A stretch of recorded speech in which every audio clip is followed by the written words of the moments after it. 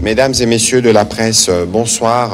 Très heureux de vous retrouver ce soir dans le cadre de cet exercice de redevabilité qui sera particulier parce que ce soir nous voulons faire le tour d'horizon du sujet qui nous occupe depuis 72 heures. Vous avez suivi tout à l'heure que le président de la République lui-même, accompagné de la très distinguée première dame, s'est rendu au stade Tata Raphaël dans la salle Omnisport qui a été choisi comme l'un des sites pour abriter les populations sinistrées par les inondations que nous avons observées ces deux derniers jours. Nous aurons l'occasion évidemment d'analyser les sujets et toutes les mesures qui ont été rapidement prises par le gouvernement parce que dès les premières heures, une cellule des crises a été créée, a été placé sous la direction du vice-premier ministre, ministre de l'Intérieur, que vous avez suivi hier soir à la RTNC lorsqu'il faisait le premier point. Nous avons avec nous le ministre de la Santé qui aura l'occasion de nous faire les bilans, notamment de ceux qui sont morts et de ceux qui sont blessés et pris en charge. Nous aurons spécialement l'occasion de lui poser 2-3 questions parce que le ministre de Ressources hydrauliques et électricité qui est avec nous pourra aussi intervenir et nous apprécierons l'opportunité de donner la parole au directeur général de la Régie des eaux qui est là, parce que vous savez aussi qu'il y a des difficultés en termes d'approvisionnement en eau dans certains quartiers des quelques communes de la ville, conséquence de justement ces inondations. Avec le ministre d'État, ministre des Infrastructures, nous parlerons de la problématique de manière générale. Si vous avez suivi les comptes rendus du Conseil de ministres du vendredi, le président de la République, un peu comme par prémonition, demandé au ministre d'ailleurs de donner un coup d'accélérateur sur les différentes initiatives qui ont déjà été lancées par le gouvernement pour prévenir ces types d'incidents. C'est une catastrophe naturelle, donc c'est une situation imprévue qui arrive dans tous les pays du monde. Les plus importants, c'est la réponse que le gouvernement donne et je pense que le gouvernement a plutôt très promptement réagi parce qu'aux premières heures, les premières réponses ont été données et aujourd'hui, le président de la République, à l'occasion de l'ouverture de l'Assemblée générale du Conseil supérieur de la magistrature, a eu des mots pour les familles qui ont été touchées et pour qui ce soir nous rédisons la solidarité du gouvernement. Avec la technique, nous pouvons réécouter un extrait du discours du président de la République fait ce matin à l'occasion de l'ouverture de l'Assemblée générale du Conseil supérieur de la magistrature. Je ne saurais passer sous silence le drame bouleversant qui vient de frapper notre capitale. À la suite des pluies diluviennes qui se sont abattues sur Kinshasa, ce sinistre a emporté la vie de plus de 32 de nos compatriotes, endeuillé des familles entières et plongé des centaines d'autres dans la détresse tout en paralysant une grande partie de la circulation urbaine.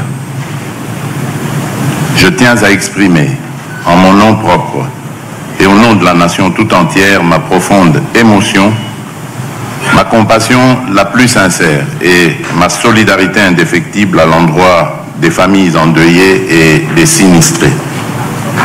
En cette heure de peine et d'angoisse, je veux leur dire que la République ne les abandonnera pas. Je tiendrai très bientôt personnellement une réunion de crise avec les membres du gouvernement central et les autorités de la ville-province de Kinshasa, afin d'évaluer l'ampleur de la situation et de prendre sans délai les mesures d'urgence qui s'imposent. Rien ne sera négligé pour soulager les souffrances, protéger les vies et prévenir de nouvelles tragédies. Je voudrais vous demander de vous lever, s'il vous plaît, et d'observer un moment de recueillement en mémoire de ces victimes. Voilà, c'était un extrait du discours du président de la République fait ce matin à l'occasion de l'ouverture de l'Assemblée générale du Conseil supérieur de la magistrature. Le président de la République qui a lié la parole au mot parce que juste après, il a été lui-même sur les terrains voir les victimes, les sinistrés où ils sont relogés. Nous avons été voir de malades, consoler les familles. Monsieur le ministre de la Santé, nous étions avec vous lorsque le président de la République a rencontré cette femme qui a perdu 6 de ses enfants. c'est dramatique. Qu'est-ce que vous pouvez nous dire sur le bilan humain de ces drames en termes de morts et des blessés et ce qui a pu être fait pour le moment à votre niveau pour soulager les peines de ses compatriotes? Mais merci beaucoup, Excellence. Moi aussi, comme le président de la République, je tiens d'abord à avoir une idée, une pensée de compassion pour les victimes et malheureusement qui ont été fauchées très très brutalement par cette montée des eaux qui a surpris tout le monde. Et nous étions sur place, on a pu imaginer la vitesse avec laquelle l'eau est arrivée, au point que des mamans n'ont pas pu sortir leurs enfants, au point que certains adultes n'ont pas pu échapper, mais surtout au point que l'éboulement ou les écroulements des murs, par exemple, ont pu tuer beaucoup de nos compatriotes. C'est le cas de ces 6 enfants qui ont été tués par un mur qui s'est effondré sur la maman, qui portait d'ailleurs un bébé dans le dos et qui avait un autre bébé dans les bras. Et avec les autres enfants, malheureusement, ils ont été fauchés par la chute de ce mur. Au total, nous avons, au niveau du ministère de la Santé, consolidé les chiffres parce que le nombre a beaucoup varié pendant la journée parce que c'était vraiment les alertes qu'on recevait, qu'on recensait. Au final, pour ce soir, ce que je peux confirmer, c'est que nous avons eu 30 décès. Et ces 30 décès sont intervenus avant que nous intervenions, avant que les secours n'interviennent, c'est-à-dire pendant la période de pluie, l'exemple de cette maman qui a perdu ses enfants. Nous sommes intervenus, nous, quant à nous, dans la nuit, de samedi à dimanche déjà, nos ambulances circulaient déjà, nous avons dépêché des équipes médicales, et nous avons pu donc intervenir et sauver beaucoup de nos compatriotes qui étaient coincés dans les maisons, qui étaient coincés dans leurs habitats. Et nous avons, à ce moment où je vous parle, nous avons une vingtaine de personnes, 20 exactement, qui sont hospitalisées. Et donc, qui sont hospitalisées parce que certains, à cause du traumatisme lié à ces pluies, mais d'autres qui étaient dans des structures de soins, que nous avons sortis de ces structures de soins pour les amener ailleurs. Et donc nous avons en bilan humain 30 morts et 20 malades et personnes blessées hospitalisées. 30 morts, 20 malades et évidemment l'État s'assure de leur prise en charge. Ah oui, complètement. Nous avons déjà au niveau de ces personnes qui sont hospitalisées, d'ailleurs le président de la République leur a rendu visite cet après-midi, nous étions ensemble, et nous leur avons garanti, aux médecins, aux infirmières, que tout est pris en charge gratuitement par l'État. Mais ils ont d'autres besoins très rapides, par exemple, ils n'ont pas changé d'habit depuis qu'ils étaient mouillés samedi jusqu'aujourd'hui. Ils n'ont pas changé d'habit parce que c'était précipitamment qu'ils sont sortis, ils ont souvent d'ailleurs tout perdu. Et le président de la République a engagé le gouvernement à subvenir à tous les besoins, notamment aussi aux besoins alimentaires. Donc ils sont pris en charge totalement, aussi bien au niveau social qu'au niveau sanitaire. Alors, Monsieur le ministre de la Santé, nous étions sur le site de Tata Raphaël. Est-ce que, à votre niveau, vous avez un nombre? Nous aurons l'occasion de revenir aussi avec les gouverneurs de la ville dans la semaine. Mais est-ce que vous avez un nombre total des sinistrés, les sites où ils sont repartis et le quotidien, comment? Parce qu'ils doivent manger, ils doivent être dans des conditions pour les besoins humains élémentaires. Est-ce que dans les différents sites où ils sont, toutes ces choses ont été mises en place? Alors, hier, immédiatement après, dès lors que le déluge était en train de se produire, nous avons pris le site de l'Institut Lumumba, 16e rue Limité, où nous avons placé les premières familles. On en a placé hier 117 de familles et nous leur avons apporté les premiers besoins de base, c'est-à-dire l'eau, la nourriture, et nous avons installé le premier poste médical avancé qui était sur le site.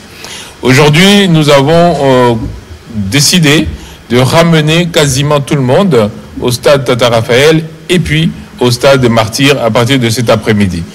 Au stade Tata Raphaël, aujourd'hui donc, nous avons 1050 personnes que nous avons admises, mais 60 autres sont arrivées dans l'après-midi, ce qui nous fait à peu près 1100.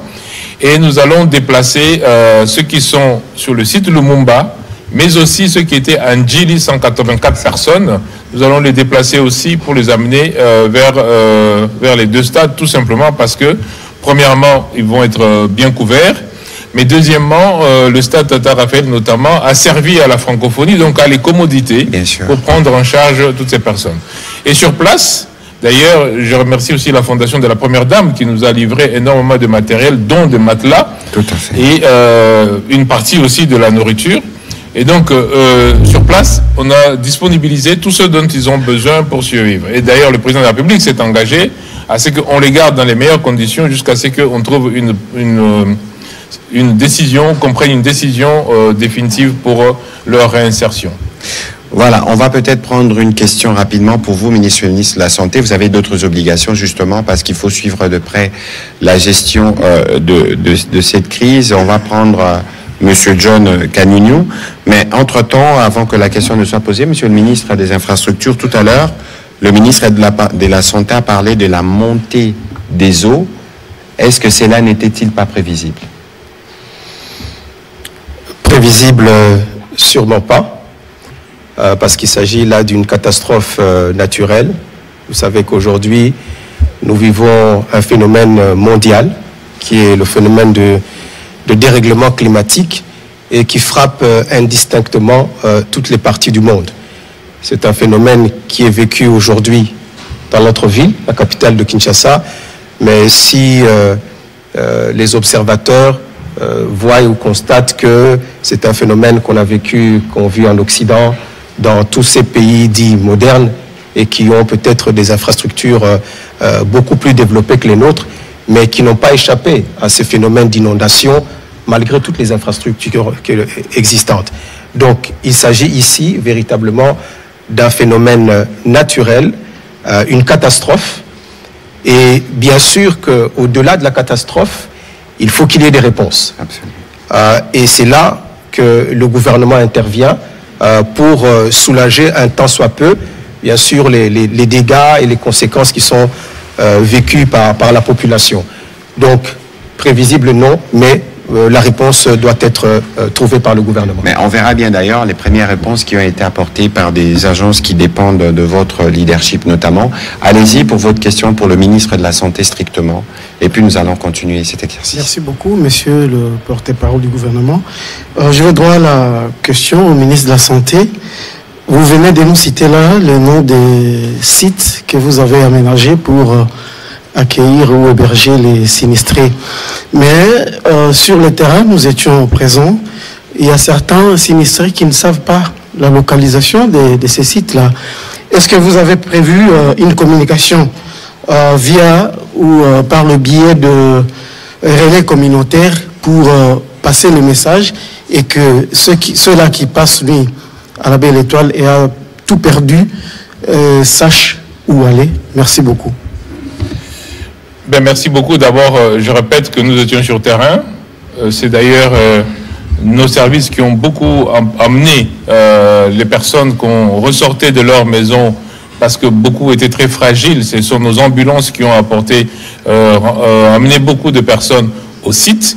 Nous avons communiqué effectivement des sites en ce moment-là. Oui, il est important de continuer à communiquer pour que les gens ne soient pas en manque d'informations. Mais les sites ne sont pas très compliqués. C'est le stade Tata Raphaël et maintenant c'est le stade de Martyrs. Nous avons gardé le site Lumumba comme un site de transit parce que c'est une école. On ne va pas garder les personnes là-bas d'une part et d'autre part au niveau notamment des installations sanitaires. Vu l'afflux de personnes, on n'a pas voulu garder ce site-là définitivement. Donc les sites c'est très simple. C'est vraiment le stade Tata Raphaël et on rajoute là-dessus le stade de Martyrs.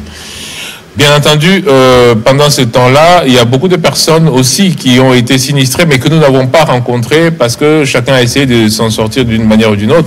Mais tout ce que nous faisons, cet exercice que nous faisons, permet aux gens de savoir effectivement où est-ce qu'ils doivent être pris en charge. Et je répète que leur prise en charge est aux frais du gouvernement. Donc il n'y a personne qui doit avoir peur, ni pour sa santé, ni pour son hébergement, que ce soit taxé.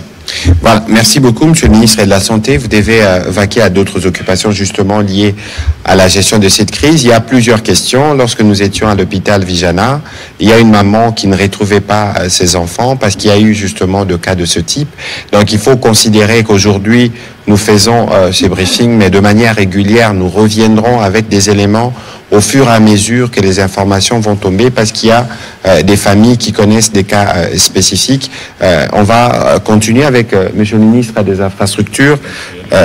Quelles sont les réponses les plus rapides que vous avez données lorsque vous avez été informé justement de ces crues au niveau de la rivière Ndjili, parce que c'est les cas qui a le plus focalisé des attentions hier dimanche, mais il y avait déjà les érosions sur la nationale numéro 1.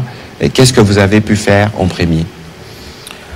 Donc je pense qu'il faudrait peut-être y aller progressivement selon la survenance des événements.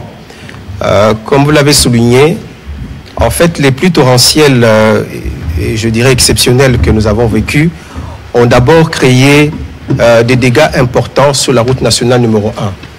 L'axe entre Kinshasa vers la route de Matadi, et essentiellement à hauteur de Matadi-Kibala, à hauteur de Mitendi, et un peu vers Kasangulu, où effectivement on a observé des phénomènes tels que les érosions, mais aussi un grand ensablement de la route à cause justement du fait que la pluie charriait, avec l'écoulement des eaux, charriait énormément de quantité de sable ainsi que des immondices. Donc le premier phénomène qui a été observé, ça c'est la nuit de vendredi à samedi, c'était justement l'érosion qui a le plus marqué notre attention. Et donc les équipes de l'Agence congolaise des grands travaux qui sont déployées sur cette route se sont très rapidement déployées sur terrain, et nous avons demandé qu'ils puissent intervenir sur l'érosion. Parce que cette érosion, je crois que les images ont circulé dans les réseaux sociaux, nous avions une partie de la route qui était entamée. Et l'autre partie de la route, là je parle du site de Kasangulu, l'autre partie de la route était déjà menacée parce qu'il se retrouvait en porte-à-faux. Et c'est donc là que nous avons commencé par concentrer les interventions. Il y a eu des apports, des rechargements qui ont été faits avec des concassés, des moellons, pour pouvoir stabiliser l'endroit et stopper ainsi la progression de l'érosion. C'est ainsi que, un peu plus tard, dans la soirée de samedi, nous avons pu, la circulation a pu être rétablie sur une partie de la route. Parce que vous imaginez bien toutes les conséquences en termes d'embouteillage. Et en même temps, l'ensablement aussi de la route était pris en charge un peu plus bas, donc vers Mitedi et Matadi-Kibala. Donc, dans la journée de samedi, on a pu commencer à voir la circulation se rétablir progressivement. Alors, pendant que ce phénomène se passait, que nous étions concentrés sur cette route nationale numéro 1, le phénomène dont vous avez parlé tout à l'heure, le phénomène climatique, de dérèglement climatique, avec la quantité d'eau qui était tombée, et vous savez que cette pluie était beaucoup plus concentrée vers le Congo central. Il y a des rivières telles que la rivière Luzumu, ainsi que la Luzuma qui donne sur la Lukaya, et la Lukaya qui donne sur la rivière Ndjili. Les eaux de ces rivières ont été totalement débordées. Et donc elles ont commencé, bien sûr, puisqu'elles se jettent sur Ndjili, elles ont progressivement commencé à faire monter les eaux de Ndjili. Alors, compte tenu de la quantité d'eau qui tombait, le fleuve Congo, qui est l'exutoire final pour la rivière Ndjili, s'est retrouvé lui aussi avec un niveau d'eau qui ne pouvait plus recevoir les eaux de Ndjili. Et donc il y a eu comme un refoulement du fleuve vers maintenant la rivière Ndjili. Alors la rivière Ndjili n'ayant plus d'endroit pour pouvoir déverser ses eaux, qu'est-ce qu'elle a fait? Elle a commencé à s'étendre, à s'étaler dans tous les quartiers qui lui sont contigus. Donc c'est ça que nous avons vécu dans le quartier Tchangou. Et lorsque vous êtes en face d'un phénomène comme celui-là, malheureusement, il n'y a pas grand-chose à faire si ce n'est d'attendre la réduction du niveau d'eau. Donc il faut attendre que les eaux baissent parce que vous ne pouvez pas pomper ces eaux. Vous n'avez pas d'endroit où vous allez les déverser. Et c'est impossible. Donc il faut attendre que les eaux descendent pour que l'on commence à intervenir. Donc c'est un peu le phénomène que nous avons connu. Et comme vous pouvez le constater, c'est que les pluies avaient déjà arrêté de tomber parce que c'était entre vendredi et samedi. Mais ce qui s'est passé au niveau de Njili, l'inondation du pont, l'inondation des quartiers, c'était beaucoup plus la nuit à partir de samedi jusqu'à dimanche. Et donc le temps en fait que les eaux puissent se déverser et voilà. Et donc il a fallu attendre que les eaux baissent pour que l'on commence à prendre en charge d'abord, comme vous savez, il y a eu énormément de populations qui étaient bloquées d'un côté comme de l'autre. Dans un premier temps, il n'y a que des véhicules vraiment assez hauts qui pouvaient se permettre de passer dans ces eaux-là. Donc on a essayé d'évacuer les populations progressivement d'un côté et de l'autre, jusqu'à ce que, comme je dis, que les eaux baissent et que progressivement les autres véhicules puissent passer. Monsieur le ministre, on aura évidemment l'occasion de revenir parce qu'il y a encore d'autres pluies qui sont annoncées. En tout cas, nous sommes dans la saison pour savoir quelles sont les dispositions que vous avez prises. Mais en attendant, Monsieur le ministre de Ressources hydrauliques et électricité, nous savons qu'il y a une usine sur la rivière Njili. Qu'est-ce que vous pouvez nous dire pour ce qui vous concerne en termes de conséquences de ces pluies ou de ces inondations sur le système de fabrication, si je peux me permettre le terme, d'eau dans la ville, les systèmes de distribution, et qu'est-ce que vous avez constaté, qu'est-ce que vous avez pu faire à ces stades avant que nous puissions prendre la question des journalistes? Merci beaucoup, Monsieur le ministre. Donc, pour la situation qui est de l'eau et de l'électricité, nous avons effectivement été sensiblement impactés par les dernières pluies. Et de ce qui concerne la production d'eau, sur les 7 usines de production d'eau dans la ville de Kinshasa, 3 ont été sensiblement impactées. Il s'agit de l'usine de Lemba Imbu, l'usine de Njili, ainsi que l'usine de la Lukaya. Alors, comme vous avez si bien dit, ce sont des points de captage. C'est à ce niveau-là que nous avons des captages d'eau pour le traitement et c'est pratiquement ces usines-là qui ont été le plus impactées. Et nous avons aujourd'hui fait le nécessaire pour reprendre les activités, notamment pour l'usine de Lukaya où les équipements ont été retirés, notamment les moteurs et les pompes, pour effectuer une opération de séchage, le temps de leur mettre en condition. Ça nous prendra pratiquement 48 heures pour les plus rapides, mais plutôt pour l'usine de Njili dont on a pu avoir l'accès, notamment aujourd'hui. Nous pouvons encore compter 3 à 4 jours si les conditions de séchage restent dans les mêmes normes que nous avons et s'il n'y a plus des influences majeures sur la situation du réseau d'adduction d'eau. Pour ce qui est du secteur de l'électricité, l'impact était d'abord préventif parce que nous avions eu au samedi pratiquement 159 cabines qui ont été mises hors service. Certaines étaient dans les zones qui ont été pratiquement impactées, mais aussi on a fait de la prévention aussi pour éviter qu'il y ait des électrocutions. Oui, des électrocutions et des conséquences assez plus dramatiques.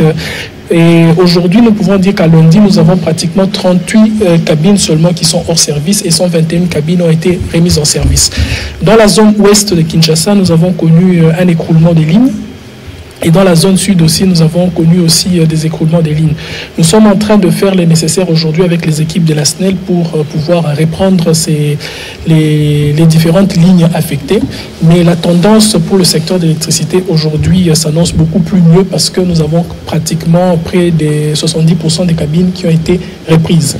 Donc nous attendons dans les 48 heures que nous reprenons encore l'usine de la Lukaya ainsi que...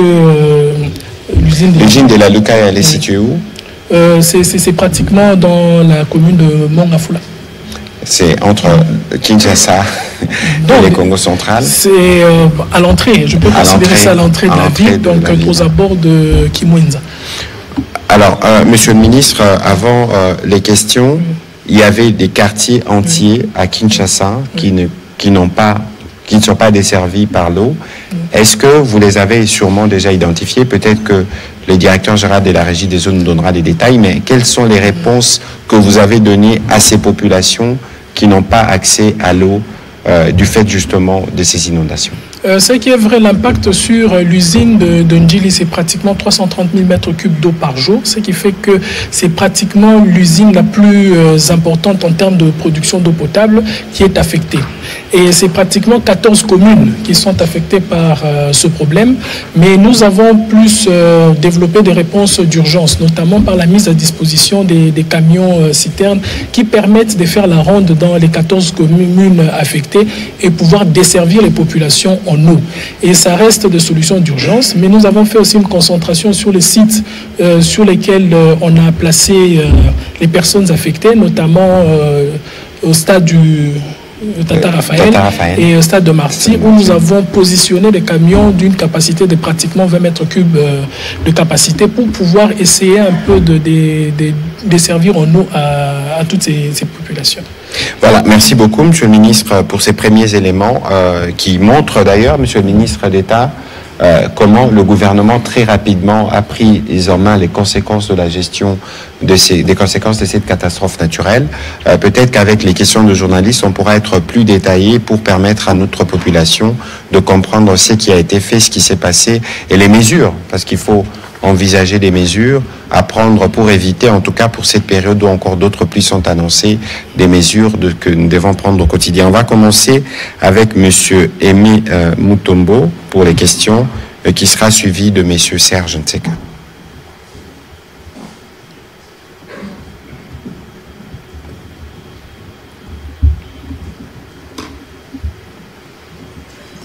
Merci beaucoup, Monsieur le ministre de la Com, pour la parole.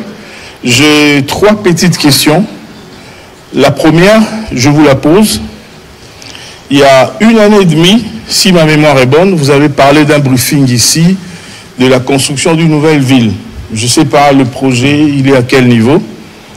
Et au ministre des Infrastructures, j'ai 2 petites questions à poser.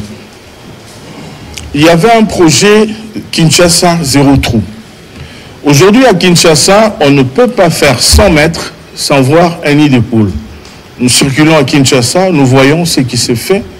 Il y a un sérieux problème. La voirie de Kinshasa est en train de se détériorer davantage. Il y a 2 projets, le chef de l'État en a fait même allusion pour qu'on puisse accélérer, qui sont presque aux arrêts. On ne sait pas qu'est-ce qui se passe.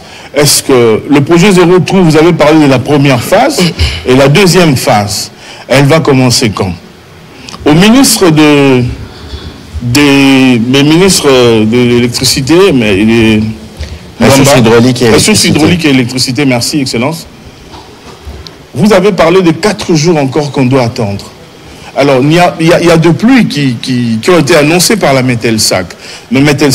Est-ce que vous avez prévu des mécanismes pour prévoir, parce que des quartiers, beaucoup de quartiers, 14 communes au total, ils n'ont pas de l'eau, ils n'ont pas de l'électricité. Que comptez-vous faire par rapport à ça? Enfin, dernière question, Monsieur le ministre de la Communication.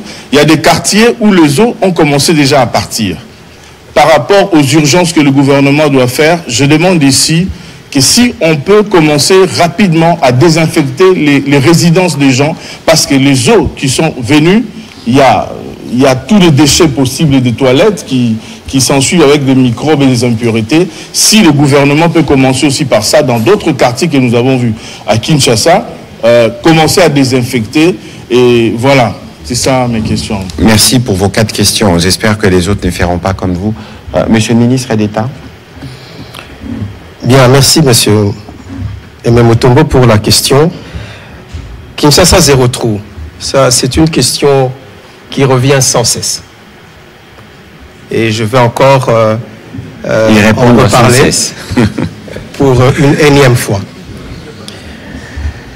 Il faut d'abord partir du concept. Que veut dire Kinshasa zéro trou? Kinshasa zéro trou, le concept était un concept qui se voulait un concept en vision, en projection. Et nous devions effectivement réaliser ce projet en phase. Vous ne pouvez pas prendre plus ou moins 3000, si on doit compter toute la voirie de Kinshasa, à peu près 3000 km en une fois. Donc, en fonction des moyens qui avaient été disponibilisés, nous devions aller progressivement. en nous attaquant aux différents trous ou aux différentes artères sur lesquelles il y avait tous ces phénomènes de trous sur les artères. Donc, nous avions commencé avec à peu près 86 km dans la ville de Kinshasa.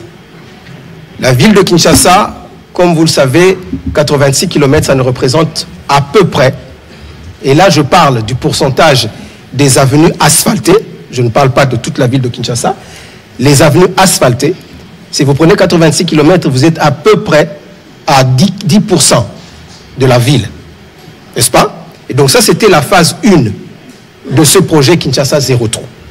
Alors qu'est-ce que nous voulions faire à ce moment-là? Nous prenions par exemple une avenue comme Kasavubu.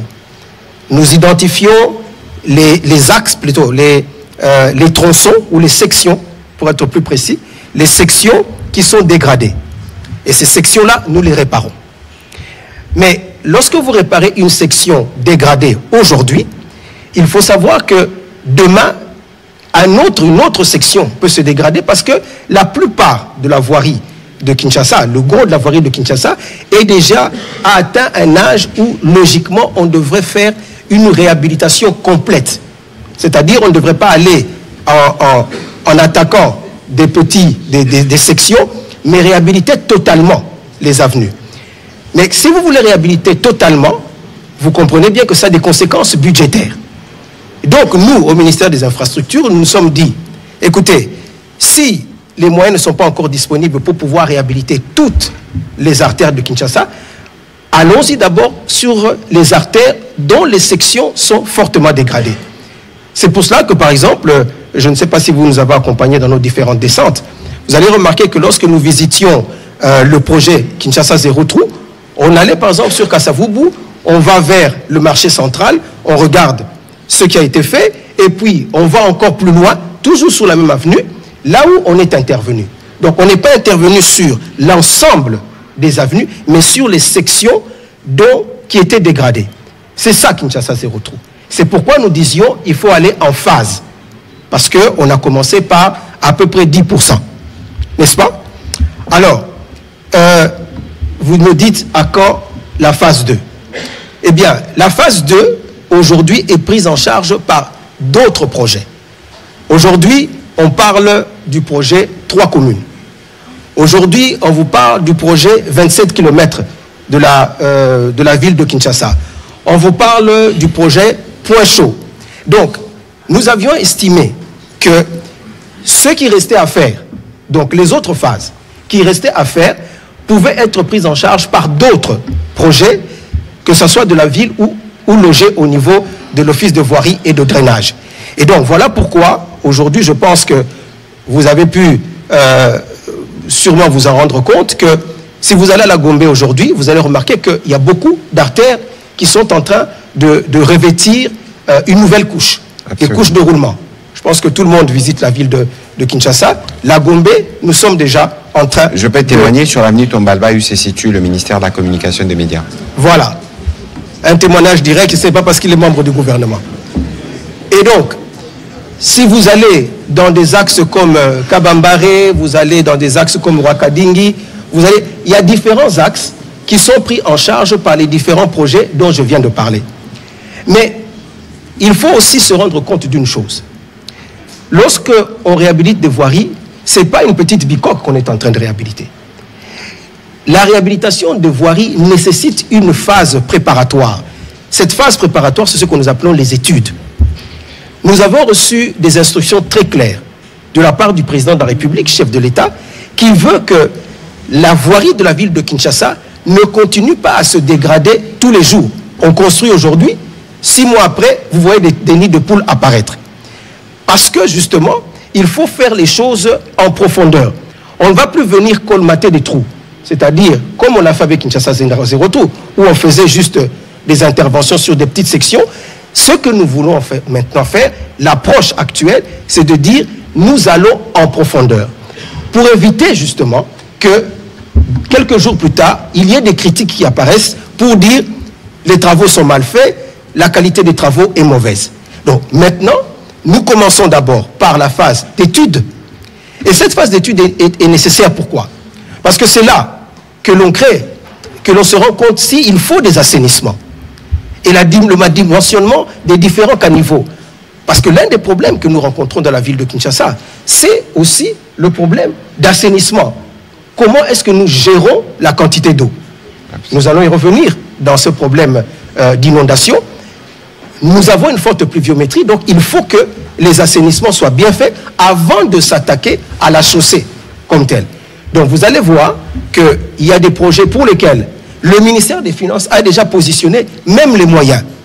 Mais il faut faire des études en profondeur pour s'assurer que lorsque vous allez construire cette route, l'assainissement est aussi prévu. Je vous donne un exemple concret. Le grand marché de Kinshasa. Le marché central de Kinshasa aujourd'hui est pratiquement terminé. Mais pourquoi il n'est pas réouvert? C'est parce que toutes les voies d'accès tout autour du marché central, malheureusement, sont dans un état de dégradation très avancé.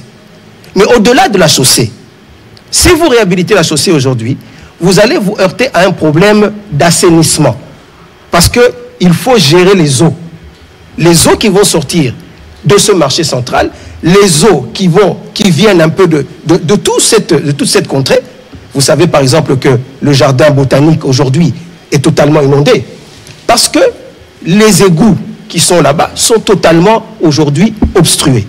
Donc nous voulons cette fois-ci faire des travaux qui vont être des travaux qui vont durer et qui vont tenir compte de la nouvelle donne climatique que nous avons aujourd'hui, qui est le phénomène de ces pluies diluviennes que nous sommes en train d'observer dans la ville de Kinshasa. Donc, le gouvernement aujourd'hui a des réponses et je l'ai dit justement parce qu'il y a des travaux qui sont en cours actuellement.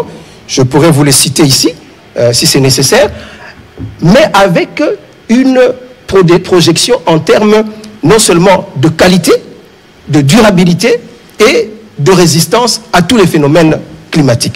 Voici la nouvelle approche que je pourrais dire, et une réponse pas seulement au phénomène, ou plutôt au projet Kinshasa Zéro Tour, mais à tous les projets de voirie qui sont actuellement en cours d'exécution dans la ville de Kinshasa. Voilà, Monsieur le ministre des Ressources hydrauliques et électricité. Merci. Je pense que la question elle est pertinente, mais en même temps, ce qu'il faudra savoir, c'est que aujourd'hui, nous sommes dans une situation de catastrophe, un débordement. Généralement, la protection sur nos périmètres des captages, parce qu'ici, il s'agit d'un point de captage où nous soutirons de l'eau qui sera traitée. La protection qui se fait autour de ce périmètre... Pardon, Monsieur le ministre, quand vous dites point de captage, par exemple, l'usine qui a au niveau des Maenji Litel qu'on appelle communément, c'est un point de captage. Donc nous avons un point de captage qui reprend, qui ramène pour le traitement, c'est-à-dire on y va. Alors l'usine aujourd'hui est pratiquement affectée par un débordement des eaux, c'est-à-dire non seulement que la configuration actuelle ne sera qu'une question conjoncturelle, mais ça nous pousse à réfléchir sur des solutions structurelles. Parce que aujourd'hui, si nous avons d'autres précipitations qui arrivent, nous allons peut-être stopper l'usine, nous allons déployer les camions, mais ça ne sera pas la grande solution. La grande solution aujourd'hui serait de voir autour de l'usine la question sur les drainages des eaux et la question sur la déviation des eaux. Parce que les dimensionnements des usines, ça s'est fait par rapport à des estimations d'inondation. Nous avons des usines construites avec une inondation estimée sur une fois les 60 ans. Et aujourd'hui, on doit estimer faire des dimensionnements pour une fois les 200 ans. C'est-à-dire, ça va nous pousser à revoir les canalisations tout autour et remonter, par exemple, nos systèmes de protection en forme de digues pour protéger ces usines-là. Donc, aujourd'hui, ce que nous sommes en train de faire, c'est-à-dire que nous avons d'abord ressorti ces équipements-là pour les sécher, et dans l'espoir que nous n'aurons pas de précipitations rapides, mais actuellement, la réflexion la plus profonde aujourd'hui, je pense que même le directeur général de la Régie des eaux peut-être peut expliquer encore de manière opérative, c'est pour réfléchir sur comment protéger ces installations sur le long terme si nous avions des catastrophes qui peuvent arriver. Parce qu'aujourd'hui, ce sont des précipitations de cette année. Qu'en dire de l'année prochaine ou dans 2-3 ans, il faudra maintenant qu'on pense sur des protections structurelles, sur les déviations des eaux ainsi que le système de drainage autour de nos usines. Voilà, merci beaucoup. Alors, sur la première question, sur la construction d'une... Je pense que nous avions parlé du projet Kinelenda.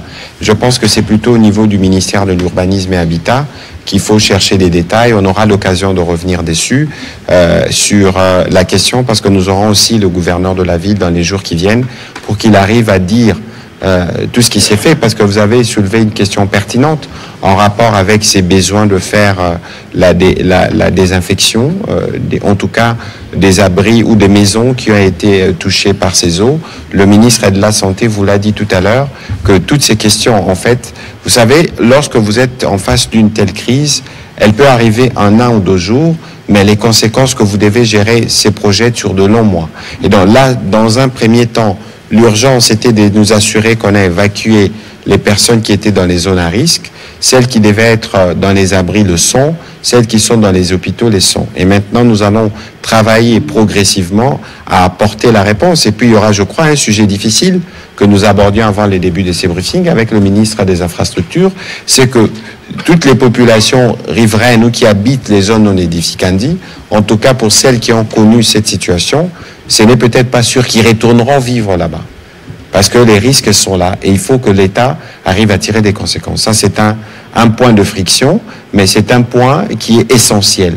Parce qu'aujourd'hui, dans la stratégie du gouvernement, le président de la République parlait de durabilité vendredi dernier. Le ministre des Ressources hydrauliques vient de l'aborder. Il y a la part, évidemment, de ce que le gouvernement doit faire, mais il y a aussi la part de ce que les uns et les autres doivent faire pour nous mettre à l'abri en cas de situation de cette nature.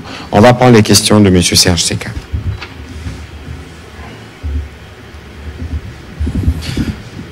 Merci, Excellence, Monsieur le Ministre, pour la parole. Je tenais de prime abord à saluer la dextérité et la rapidité avec laquelle le gouvernement s'est évertué à prendre en charge les victimes de cette catastrophe.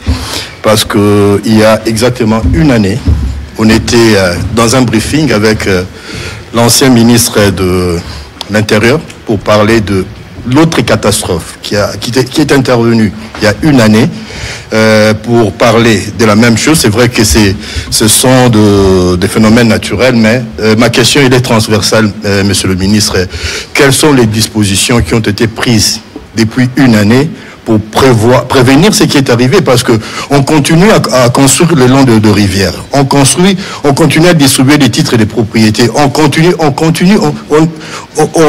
ne pas curer le caniveau. Alors je pense que avec l'expérience, on a quand même le moyen de prévoir plus ou moins ce qui peut arriver.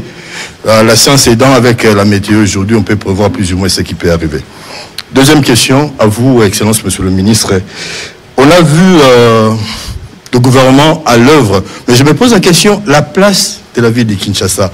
On a comme l'impression que le gouvernement est en train de faire tout et que la ville de Kinshasa vient à la traîne alors que la décentralisation accorde des compétences et des moyens pour que certaines questions de proximité puissent trouver directement réponse. Est-ce que vous êtes tellement dans la suractivité que vous prenez la place du gouvernement central, le gouvernement provincial, ou il y a autre chose? En ce qui concerne la distribution, troisième question, Monsieur le ministre des Ressources hydrauliques, est-ce que le réseau Régie des eaux est connecté? Parce que du côté est, des usines sont en arrêt, mais si on prend Ngaliema, on prend Ozone, on prend Lukunga, si le réseau est interconnecté, on peut aider la population de l'Est. Et là, ça se pose une question de gestion technique de notre réseau au niveau de Kinshasa. Est-ce que c'est sectoriel ou à un certain moment, on peut prendre de l'eau de l'Ouest et l'amener vers l'Est? Donc ça, c'est très technique. On aimerait que vous nous apportiez des solutions prévues concrètement, pas seulement la littérature. Et pour finir, Monsieur le Ministre, une information au ministre des Infrastructures. C'est vrai que vous avez parlé de l'état de voirie au niveau ouest, mais je vous informerai que du côté est aussi, la nationale numéro 1 est tellement menacée par des érosions, et qu'il y a toujours risque avec les pluies qui arrivent que la route puisse se casser de l'autre côté. Si vous pouvez prendre des dispositions. Merci. Bon, écoutez, d'abord sur la place de la ville, je vais répondre très rapidement pour éviter toute polémique, si c'est ça votre esprit. Le gouverneur de la ville devrait être avec nous ce soir, mais il ne faut pas oublier que nous sommes encore dans l'urgence de la gestion des milliers de personnes. Le ministre de la Santé qui est avec nous est parti justement parce qu'il faut qu'on s'assure de conditions d'hébergement de ses compatriotes. Nous étions tout à l'heure au gymnase de Tata Raphaël où les populations sont logées. Nous étions à l'hôpital Vijana et on a décidé d'aménager des espaces au stade de Martyrs. Et pour ça, les directeurs généraux de la Régie des eaux, le ministre des Ressources hydrauliques et électricité devaient s'assurer qu'il y a au moins un camion-citerne qui donne de l'eau. Et les gouverneurs de la ville, lui, il a plus que tout le monde la charge, parce que c'est lui qui dirige la ville, de s'assurer que toutes ces choses s'effacent de la plus belle de manière pour que ses compatriotes se sentent appuyés et soutenus. Première chose. Deuxième chose, nous aurons l'occasion de revenir avec lui pour qu'il arrive à donner d'autres éléments, mais ce n'est pas parce qu'il y a des compétences certaines qui sont exclusives aux provinces que le gouvernement central n'intervient pas. Le gouvernement central intervient partout, et spécialement à Kinshasa, parce que Kinshasa, c'est les miroirs de la République. Et donc, il faut situer les rôles des uns des autres dans ces cadres-là, et surtout lorsqu'il y a des vies humaines qui sont menacées, qui sont en danger, et qu'il y a un besoin pour nous d'avoir, parce que l'État, il est d'avoir une réponse institutionnelle forte. C'est celle que nous avons donnée et c'est celle que nous allons continuer à donner. Voilà. Monsieur le ministre des Infrastructures, il y avait des questions pour vous, notamment la première sur comment on s'est prémuni par rapport à toute cette situation. Alors, je retiens d'abord une phrase. Vous avez dit que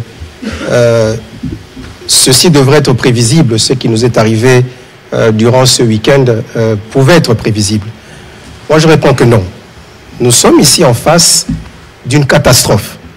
Et lorsqu'on parle de catastrophe, il y a le caractère inattendu et l'ampleur de l'événement.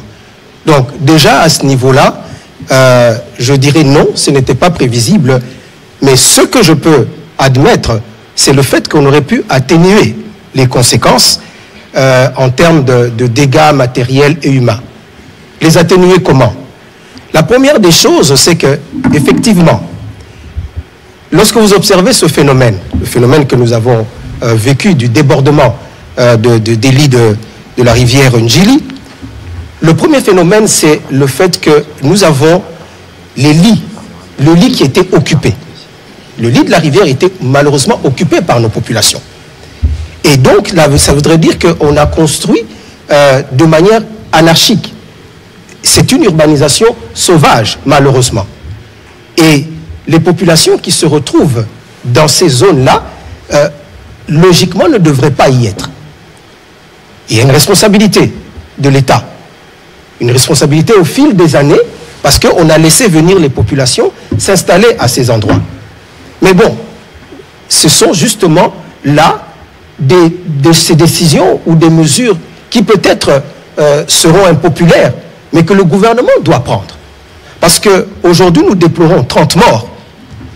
Mais si des dispositions ne sont pas prises, demain, nous déplorons davantage. Parce que, comme vous le savez, aujourd'hui, la météorologie nous apprend que ces pluies vont peut-être devenir de plus en plus comment je veux dire, non seulement forte, mais de plus en plus courante, je veux dire. N'est-ce pas? Et donc, il faut, par rapport à ça, trouver des solutions. Donc, nous aurons nécessairement des populations à déplacer. Sur toutes les zones à risque, c'est-à-dire tous les lits de rivières. On n'a pas que Njili. Vous avez Bichaku Chaku, qui est aussi un des grands émissaires de la ville de Kinshasa. Vous allez sur la rivière Makelele, vous allez voir tout au long de la rivière Makelele, il y a des habitations sauvages. Vous allez même au niveau de la Gombe, il y a des véritables problèmes de ce type que le gouvernement doit prendre en charge. Et nous n'allons pas reculer devant nos responsabilités parce qu'aujourd'hui, on parle de vies humaines. Ça, c'est une première des choses. La deuxième des choses qu'il faut dire, c'est que la technologie, et là je vous rejoins, la technologie peut nous permettre d'atténuer ce phénomène au travers des choses, du curage, au travers du dragage. Le réseau d'assainissement de la ville de Kinshasa est organisé en caniveau, en collecteur, en rivière, jusqu'au niveau de l'exutoire final qui est le fleuve Congo. Et donc, si nous nous organisons pour curer de manière systématique nos caniveaux, nos collecteurs, mais aussi à draguer le fleuve, cela nous permettra de pouvoir, comme je le disais, atténuer les conséquences. Toutefois, tout cela demande aussi des études, parce que nous devons réfléchir sur le nouveau réseau d'assainissement de la ville de Kinshasa. Parce qu'il y a un phénomène, et nous sommes ici tous dans la ville de Kinshasa, il y a à des endroits des gens qui ont bouché les caniveaux, qui ont construit sur des collecteurs. Ça aussi c'est un phénomène que nous vivons ici à Kinshasa, bien sûr, de la part de certains de nos compatriotes. Et donc, ces bâtiments qui sont construits sur les collecteurs, malheureusement, doivent être détruits si nous voulons avoir des solutions durables. Les personnes qui ont construit sous les lits des rivières, nous devons les évacuer. Vous comprenez? Et ce n'est qu'à ce prix-là. Je parle bien de prix parce que ça a un coût humain. Ça a un coût en termes de, je veux dire, de déplacement des populations, ainsi de suite. Et puis, ceux qui ont effectivement construit vont devoir subir aussi les conséquences.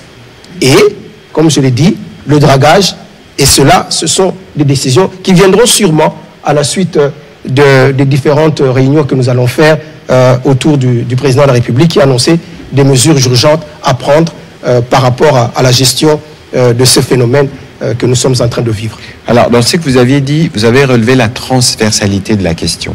Évidemment que cela concerne le ministère de l'Urbanisme, le ministère des Affaires sociales, des Affaires foncières plutôt.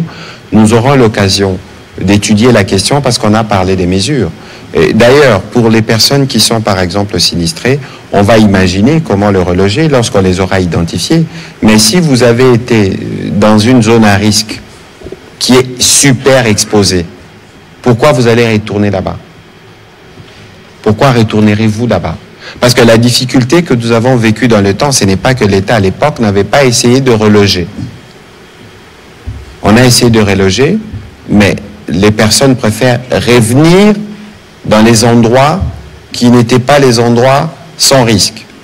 Alors il y a une part de responsabilité, je dirais partagée. Mais cette fois-ci, dans le cadre, en tout cas, au regard de la fermeté que le président de la République a exprimée, vous, les médias, vous nous accompagnerez lorsqu'il sera décidé d'éraser certains édifices pour nous assurer qu'on a protégé la vie des Congolais. Parce que nous sommes en face des phénomènes imprévisibles qui sont dus aux perturbations climatiques, qui, je rappelle, il n'y a aucun pays au monde qui n'est prêt à y faire face totalement. Ici, il faut, de notre point de vue, saluer, parce que vous avez la possibilité de comparer des situations similaires par les passés, la réactivité, regarder les conditions dans lesquelles très rapidement on a pu reloger les compatriotes qui étaient sans abri. Le ministre de la Santé parlait tout à l'heure de comment les appuyer pour qu'ils soient en mesure de se changer. C'est-à-dire que toutes les questions liées à leur prise en charge, on a vu l'intervention de la Fondation de la Première Dame aussi, mais toutes ces choses montrent qu'il y a une volonté de nous assurer que ces compatriotes ne soient pas doublement sinistrés. Et donc, tout ça, ce sont des éléments qu'il faut mettre dans la balance. Monsieur le ministre des Ressources hydrauliques, il y avait des questions qui vous concernent. Merci beaucoup. Je pense que la question est pertinente. La réponse à cela est tout à fait simple. Le réseau aujourd'hui est interconnecté, mais la possibilité de le faire restera partielle. Parce qu'il faut avoir la configuration de notre réseau hydraulique. On est en train de parler de l'usine d'Indjili. 330 000 mètres cubes jour. Et cette zone a une zone de couverture qui est dans la partie est. Nous avons la zone ouest où nous avons l'usine aux zones avec 110 mètres cubes et les autres qui n'atteignent même pas ce volume produit journalièrement. Ça veut dire qu'en cas de coupure, tel que nous le constatons, la pression qui est dans la zone ouest ne permettra pas de couvrir tout le réseau et remonter l'eau en substitution à ce qui va manquer. Donc l'équilibre est tout à fait hydraulique, ça veut dire que ce serait une question de pression qui ne nous permettra pas d'atteindre des distances assez élevées parce que ce sont des pompes. Et il y a tout ce que nous avons comme la configuration géographique, les zones de dénivellement. Ça veut dire que ce problème sera tout simplement un problème de pression qui ne permettra pas de couvrir toute la zone interconnectée. C'est pour cela que la localisation des usines sont correctement étudiées pour couvrir certains périmètres. L'urgence, ce qui peut être fait en urgence, c'est comme nous avons dit, les zones partiellement non couvertes, il n'y aura que la proximité du réseau de mobile d'adduction en eau qui peut être fait. À la question que vous avez évoquée Monsieur le ministre, pardon, vous avez de la proximité mobile du réseau d'adduction d'eau. En d'autres termes, qu'est-ce que ça signifie? Ça veut dire que la zone que nous avons, dans la zone Est, qui ne sera pas couverte par les 14 communes, parce que la pression que nous avons dans la zone Ouest ne va pas supporter toutes les communes qui ne seront pas affectées, nous allons utiliser, comme nous le faisons, des camions pour aller vers les personnes en manque. Alors, vous avez évoqué le fait que peut-être ça pourrait être des solutions pratiques. Oui, des solutions pratiques sont là et ont donné des preuves. À chaque fois qu'il y avait des inondations ici, on parlait toujours de notre poste de la FUNA. Le poste de la FUNA était toujours inondé. Mais avec ce que nous avons connu comme situation, on n'en parle pas. Pourquoi? Parce que nous avons désintéressé et commencé à délocaliser les populations qui étaient à proximité de ce poste-là et on a élargi le lit de la rivière. C'est-à-dire, à chaque fois qu'il y a des conséquences comme ça, nous trouvons des solutions pratiques qui viennent et qui apportent des solutions. Aujourd'hui, nous ne parlons pas des débordements au poste de FUNA. Je pense que c'est dans ce contexte que nous anticipons le fait d'avoir des solutions structurelles. Vous qui parliez justement d'un exemple de ce qui a été fait, je souhaiterais que vous fassiez un reportage sur place. Parce qu'on a tiré justement les conséquences des situations vécues antérieurement. Comme pour vous dire que nous sommes un gouvernement qui regarde, mais nous sommes surtout un gouvernement qui pense au futur et qui trouve des solutions. On va prendre les dernières questions en série de mesdames Pascaline Bayo, Grace Nabi. On aura une question en lingala de Fabrice. Comme ça, nous serons en mesure de couvrir tous les sujets. Nous pourrons être en mesure de revenir plus tard parce que c'est une question que nous suivons au quotidien. Chaque fois qu'il y aura des éléments nouveaux, nous reviendrons devant vous. Merci, Excellence. Madame Pascaline Bayo, allez-y, s'il vous plaît. Merci beaucoup, Excellence. Pascaline Bayo pour le compte de Face Télévision. J'ai deux petites questions. Une question au ministre des Infrastructures et une question pour vous, Excellence. Au ministre des Infrastructures, selon les experts de l'environnement, dans 40 ans, la ville de Kinshasa va subir les inondations en répétition. Étant un ministère des Infrastructures, quelle politique préventive mettez-vous en place face à cette situation sur le plan des infrastructures? Et au ministre Mouyaya, ministre Excellence, chaque année, des inondations causent 2 pertes humaines et matérielles à Kinshasa. Pourquoi les autorités à tous les niveaux ne prennent-elles pas de mesures pour améliorer la situation? Merci. Merci. Merci beaucoup, Excellence, pour la parole. J'aimerais d'abord commencer par saluer le gouvernement qui a été mobilisé. Il n'a pas attendu pour apporter la réponse adéquate aux sinistrés. Mais seulement, je vais savoir quel est le délai prévu pour la prise en charge et l'assistance de ces sinistrés. Pour combien de temps cette assistance sera-t-elle apportée? Aussi, j'aimerais savoir les dispositions concrètes que l'État a-t-il prises pour prévenir en aide aux sinistrés qui ont tout perdu. Comme vous avez dit que l'État a aussi sa responsabilité, les personnes dont les habitations ont été situées dans des zones jugées inappropriées, doivent-ils s'attendre à peut-être une indemnisation? Parce que vous n'avez pas été trop clair. Écoutez, on ne saura pas répondre à toutes les questions ce soir. Parce que, comme vous le savez, nous sommes dans une situation d'urgence. La première urgence nécessitait d'assurer, en tout cas qu'on a évacué les personnes qui étaient les plus exposées au risque, que celles qui devaient être prises en charge au plan sanitaire le sont, et que celles qui malheureusement sont décédées puissent être acheminées dans des structures appropriées. Et donc, lorsque vous dites combien de temps on va les prendre en charge, mais j'ai envie de dire que ça se traitera au cas par cas. Parce qu'il faut d'abord les lister tous. S'il y a 1200 familles, il faut d'abord, en tout cas pour certaines familles, vérifier que tout le monde a répondu à l'appel. Parce que tout à l'heure, je vous disais, il y a une dame qui a dit au président de la République qu'il ne retrouvait pas le trace d'un de ses enfants. Il faut arriver à les retrouver, les regrouper et envisager une forme d'indemnisation parce que les sites dans lesquels ils sont, c'est un site provisoire. Il y a des options sur lesquelles on travaille avec certains partenaires dans la ville de Kinshasa qui ont des camps en cours de construction. On est en train d'envisager la possibilité pour certaines familles qui pourront plus être relogées, voir comment les reloger là-bas. C'est pas seulement la question de le reloger, mais il y en a beaucoup qui avaient des activités commerciales parce que le président de la République avait l'occasion d'échanger avec, en tout cas il a échangé avec un bon échantillon de compatriotes. Il faut voir comment redonner vie à leurs initiatives parce qu'ils doivent vivre après. Mais tout ça, ça ne peut pas se faire de manière hasardeuse. Ça doit se faire après un processus d'identification. On les a identifiés, on a situé les problèmes des uns des autres, et puis on voit quelle est la réponse qu'on donnera pour apporter un appui pour assurer un redécollage. Parce qu'il ne faut pas non plus dire que le gouvernement prendra tout en charge pour ce qui concerne leur vie et leur avenir, entre guillemets. Donc c'est juste pour vous donner une indication en termes de l'appui et de l'assistance que le gouvernement va apporter. Alors, Madame Pascaline Bayo, vous avez parlé des dispositions, des inondations. Écoutez, nous sommes en face des situations, des catastrophes naturelles qui sont des situations imprévues. Je n'ai pas de mémoire, peut-être que sûrement les autres l'ont en mémoire, que la rivière Njili a reçu autant d'eau des cours d'eau du Congo central. Le ministre d'État des infrastructures l'a dit tout à l'heure.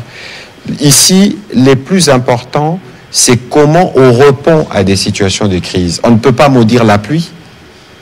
On ne peut pas s'en prendre à la nature. C'est une malédiction. Mais c'est nous, justement, comment nous réagissons quand il y a ces problèmes.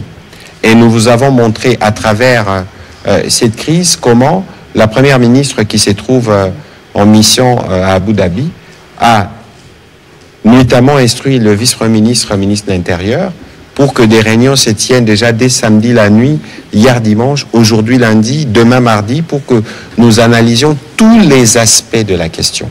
Évidemment, il y aura des expériences qui seront tirées, et dans les expériences qui seront tirées, on situera les responsabilités. Évidemment, la grosse part nous reviendra, ou à la ville, mais aussi les citoyens qui sont le plus exposés devront tirer les conséquences par rapport à la dangerosité de l'environnement qui est les leurs. Je terminerai en disant, les plastiques que nous utilisons, lorsque vous les jetez, il faut toujours regarder parce que parfois vous pouvez être la cause du problème.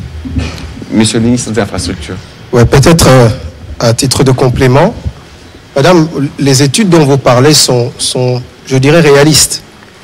Si rien n'est fait et que nous continuons dans cette situation, il est vrai que peut-être que la ville de Kinshasa peut être engloutie dans une quarantaine ou une cinquantaine d'années parce que ce phénomène de pluie, comme je l'ai dit tout à l'heure, donc il y avait déjà la réponse pratiquement à ce que vous disiez, ce phénomène de pluie va s'accentuer. Et donc, nous devons faire face à ce phénomène de gestion des eaux.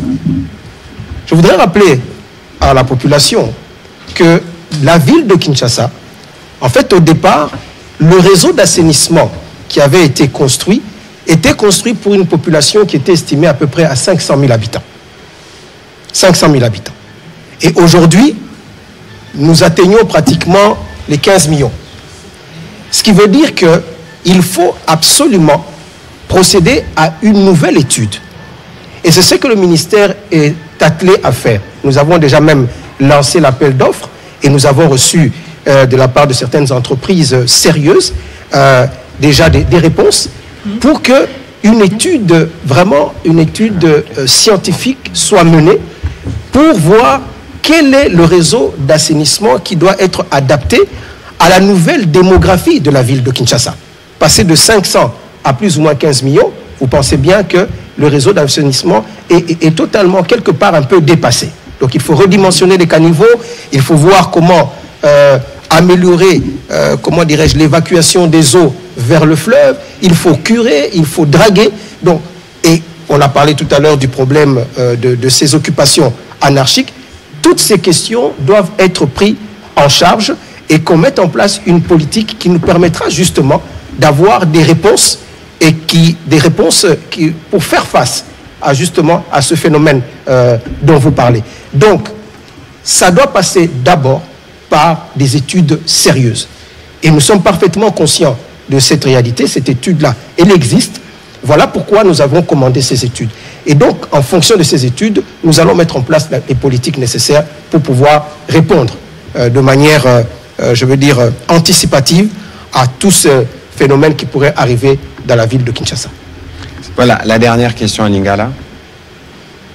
Matondi mingi Thomas Patrick Mouyaya solo ba mituni zali mwa moko na Thomas koengela kamambi ya botongi solo toyoki ndenge okoloba mvula mobeti pe ezindisi bandako ya bayimboka nzoka nde yo pe ozali bongo na ndingisa ya kopesa na ba service na yo pour na ko longola bo soto oyo et ko bloquer bongo canalisation à mai nzoka ne misala mina mi ko salema te toranda kio na briefing o elekaki na ngambo kuna olobaki même maloba tokozwa ba mesure nzoka ndeti lelo mesure ezwami te lelo tokoloba boye ba Congo ba kufi soki pe okebisaka bango avant nyangeza la malamu na ntoma koangela kamambi ya lotiliki Zambi dragage oyo ya inga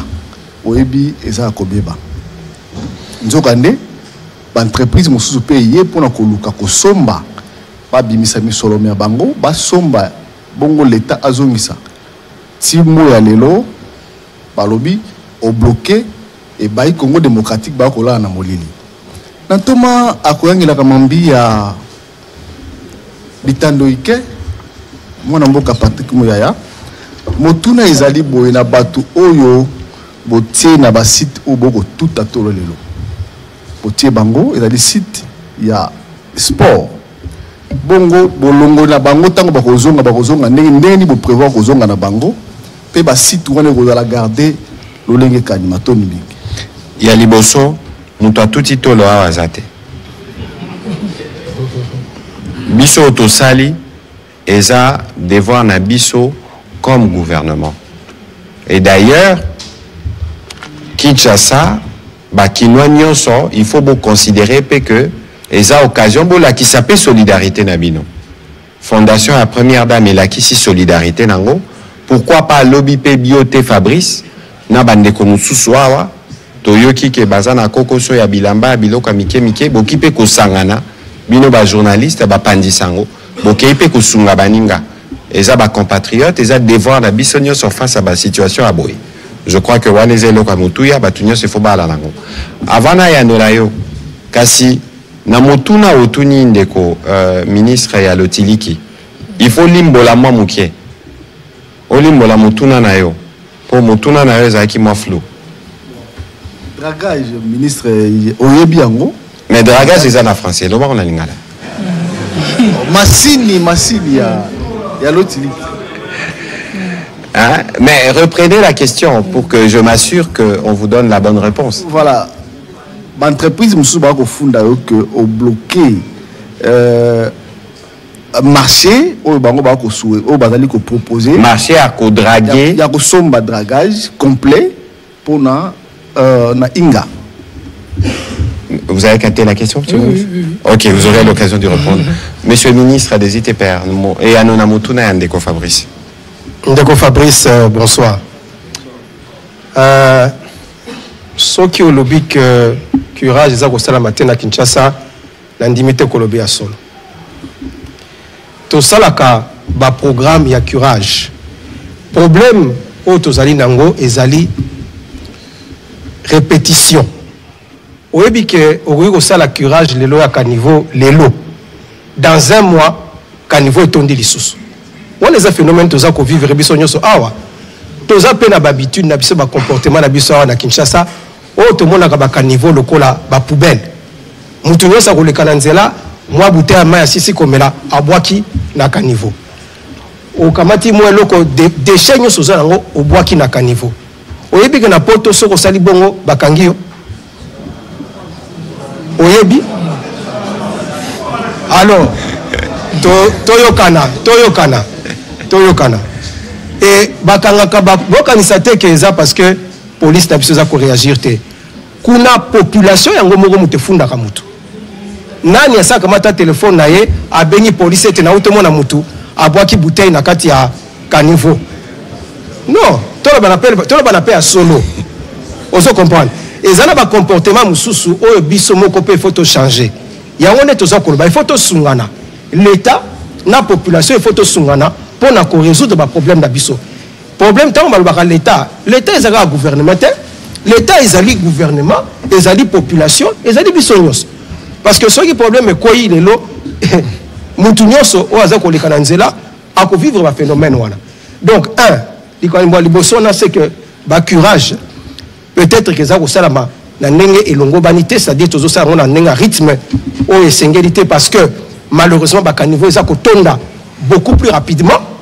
au sala lelo un mois après il faut soso rapport ba ye ko susu ko bois kabilo ko na kati on les a di bosso mais ami balé ce qui au lobby que parce que ba courage salamité nde batu bakufi wana ndeko na ko lando na nzela wana te parce que batu bakufi lelo pour un problème il y a inondation liée au phénomène climatique au lobby catastrophe liée au dérèglement climatique rivière Anjili et tondi pas likapona ya climat et ça pour la abondance ya mai pour la pluie bambula eleka ki mingi yango mtetindi que rivière Anjili etonda ozo comprendre donc et ça phénomène moko nde tolobaki tout à l'heure ezali imprévisible yango mutu memi ba conséquences toza ko vivre ba dégâts o toza ko vivre ya solo penandima ki yango tout à l'heure na lobby oui tokoki ko atténuer ba conséquences mususu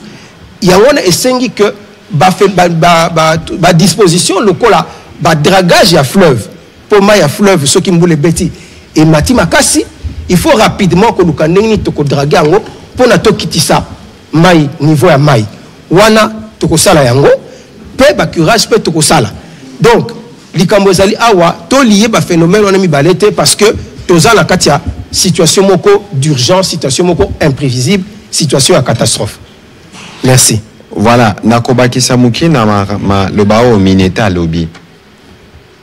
Responsabilité ya kosala kemboke za la propre et za responsabilité na bisonyos. Plastique est pour la rater.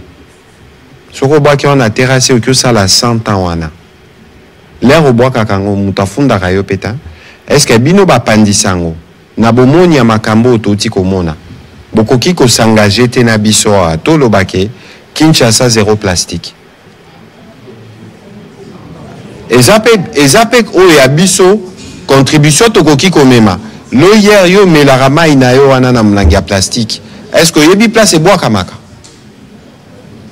Parce que les lobo kendawa côté na biso awa na rivière de la Gombe awa pembeni awa. Bota la ba quantité ba plastique ezawana. Et outie pa banani. L'air ba makambo ya kabo mingi total à l'état. Ndenge mineta lo biawa. L'été zakape biso nyos. To sunga l'état pour battre la biso balam. Que biso moko peto adopter ba habitude. Ceux qui ba lobi ba tonga na zone non édificante. Ko tonga kunata. Ceux qui ba lobi ba vanda kapemeni érosion tel te. Ko vanda kunata. Ceux qui pe omoni érosion ko poussana. Au planter pe bambou. Au lobby a na commune abiso ba député pe ba alaka bo télémina ba député bobito cha ba bambu to batela ba zone abiso na ba érosion et la qui cité kaka nyonso l'état des fois téléma biso pe to ki ko téléma to salina l'état pour na ko assurer sécurité to pe protection abiso ndeko te dit motuna marambo etali dragage à Inga. Merci beaucoup. En tout cas on a relobé qu'il faut savoir que notre terme de gestion est à SNEL. SNEL, actuellement, il y a des moutous à contrôler la gestion à centrale Inga. C'est-à-dire que, contrat Moroté, ministre a signé en ce qui concerne dragage ou quoi que ce soit. Parce que la société commerciale, ils ont un kamba. Mais ce que je sais, na SNEL, il n'y a pas plus de 9 mois, nous avons correspondance à entreprise mon côté lobby que balingi basel sabiso na makambo etali dragage. En tout cas moi je n'ai pas de mémoire de ça. Mais et non quand on sale en tant que ministère, en tant que gouvernement, l'élo c'est que tozo sala musala moko na siko hydro. Eza centrale moko o eza na Kolwezi na Busanga, batie ba barrière flottant à l'entrée à ba barrage na bango nyonso. Et ça dit que une fois que bozana ba résidu o ezo ya na ba rivière et ko kotate na kati ya centrale. Yangonde tozo sala eza coopération na centrale à Busanga comme contrepartie ba pesi na gouvernement. Donc à ce jour moi je ne sais pas na yebité ceux qui ont une proposition moko ou bien contrat moko en cours ou étali dragage ou une seule entreprise a proposé à Bisso. Peut-être que ça s'est fait au niveau de la SNEL parce que SNEL ndé azo gérer ba centrale ndé appelle ça ka rapport Simanango. Mais en tout cas à ce jour sauf preuve contraire sauf bakola qui ça peut être quelque chose comme preuve. On n'a pas, au niveau du ministère, correspondance ou bien société moko epesi biso proposition wana. Il n'y a que la Siko Hydro pour l'instant zo pesa biso proposition ko tia ba barrière flottante pour empêcher que ba détritus ozoya na ba rivière et kota na kati ya ba centrale na biso. Donc, s'il y a des propositions comme ça sera la bienvenue au CPLA. Toyeba, bazo ça la proposition na bango na ndenge ni miso basoye na SNEL et tokota la ndenge ni toko tia peut-être moi accompagnement pour que ça les. Voilà, merci beaucoup pour la clarté de votre réponse, Monsieur le Ministre. Alors, Monsieur le Ministre d'État, on va terminer. Est-ce qu'il y a un mot pour conclure pour ce soir par rapport à toute cette situation? Bien, je pense que je conclurai un peu par votre introduction. Devant des phénomènes comme ceux-ci, en tant que gouvernement, nous avons été réactifs.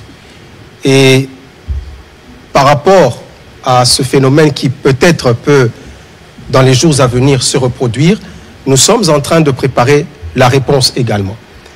Le phénomène de dérèglement climatique est un phénomène que nous risquons de vivre et voilà pourquoi nous avons mis en place cette politique au niveau du ministère, au niveau du gouvernement, pour que nous puissions avoir une véritable stratégie qui pourra nous permettre de faire face à ce phénomène-là.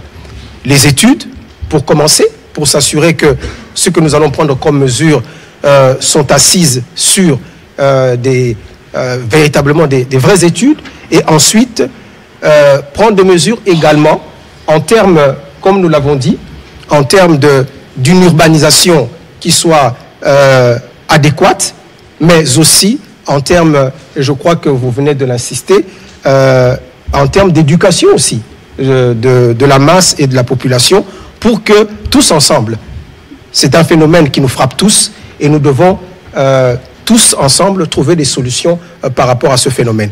Donc c'est une invitation à nous tous de pouvoir avoir les bonnes attitudes, les bonnes habitudes pour que nous puissions ne pas revivre le phénomène que nous avons vécu, même si à un certain niveau cela nous dépasse quelque peu.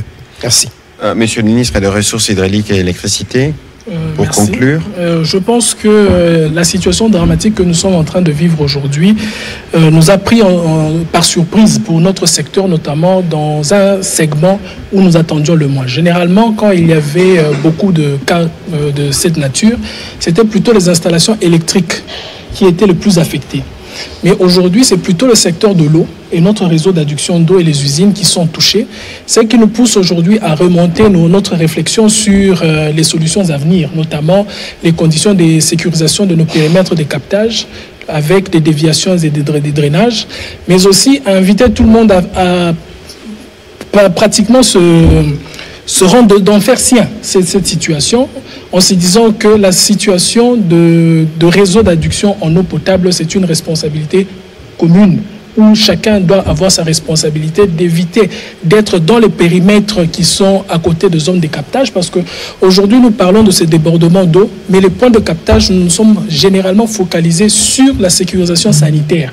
Ça veut dire éviter que les détritus arrivent et contaminent les eaux, mais aujourd'hui nous sommes frappés par un phénomène de débordement, ce qui n'était pas prévu.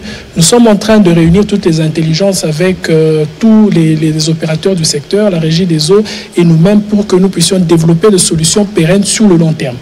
Et je pense que nous allons mettre l'essentiel de nos efforts pour que nous puissions avoir encore plus de réactivité et de souplesse par rapport à ce genre de situations qui viennent de nous arriver.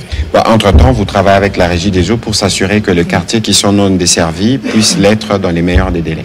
Pratiquement, c'est ce que nous sommes en train de faire et je pense que même tout à l'heure, on vient encore de déployer d'autres camions dans d'autres sites comme le stade de Martyrs, mais aussi fournir les autres quartiers. Et aussi, la bonne nouvelle, c'est de dire que nous sommes en train de récupérer certaines usines. Comme nous avons dit sur les 7, ce sont les 3 dernières que nous devons répondre et nous allons fournir des efforts conséquents pour que ça soit fait dans un délai de 48 heures tout au plus et que toutes les populations de la ville puissent être desservies avec une eau potable. Voilà, merci beaucoup, Monsieur le ministre d'État. Monsieur le ministre, merci beaucoup de votre disponibilité. Ce soir, nous avons voulu faire le premier point de la situation générale consécutive aux inondations que nous avons connues. Évidemment, le premier mot a été le mot de compassion, de condoléances, de solidarité à toutes les familles qui ont été touchées. Ils sont venus du président de la République lui-même, qui a eu l'occasion, avec la très distinguée Première Dame, de faire le tour des sites qui ont été aménagés spécialement pour accueillir nos compatriotes. C'est un moment où nous tous, nous devons nous montrer solidaires par rapport aux populations qui sont touchées. Nous aurons l'occasion de manière régulière de partager des informations avec vous au fur et à mesure qu'elles tomberont. Nous pourrons peut-être cette semaine revenir avec les gouverneurs de la ville qui aura l'occasion de parler d'autres aspects, notamment parler des désinfections tout à l'heure et des autres aspects qui concernent comment la ville répond aux côtés du gouvernement central à la crise que nous connaissons. C'est par ici que nous terminons cet exercice de redevabilité. Merci et bonne soirée chez vous. Merci.